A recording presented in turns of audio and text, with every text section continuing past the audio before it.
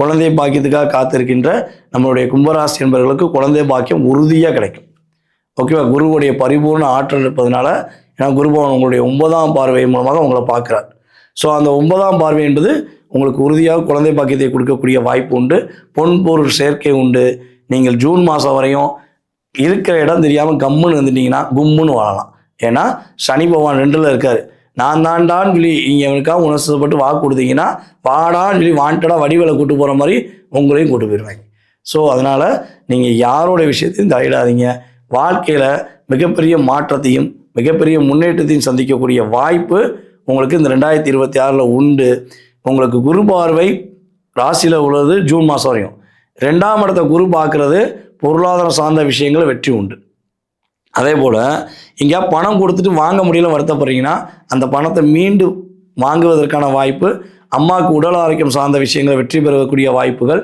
கும்பராசிக்காரங்க இந்த 2026 ஒரே ஒரு விஷயத்தை மட்டும் கரெக்டாக கடைப்பிடிங்க. புதிய வண்டி வாங்காதீங்க. ஓகேவா? புதிய வண்டி வாங்க வேண்டாம், பழைய வண்டி வாங்கிக்கோங்க. புதியதாக காதல் பண்ணாதீங்க. பழைய காதல் வந்தால் அவங்களுடைய வந்த நேரத்தை செக் பண்ணிவிட்டு ஜாதக ரீதியாக நல்ல அமைப்பு இருந்தால் ஏற்றுக்கோங்க. புதுசாக காதல் வந்தால் குட் பாய் பாய் பாய் சொல்லிடுங்க.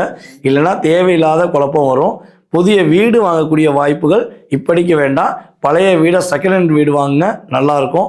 உங்களுக்கு எதுவுமே 2 அப்படிங்கிற அமைப்பு உறுதியாக உண்டு. ஓகேவா? ஸோ அதுக்காக 2 கல்யாணம் பண்ணலாமானா அது உங்கள் சுய ஜாதகத்தை தான் பார்க்கணும். ஓகேவா? ஸோ இந்த விஷயங்கள்லாம் கும்பராசி என்பவர்களுக்கு குதூகலமாக இருக்கக்கூடிய வாய்ப்புகள் உண்டு.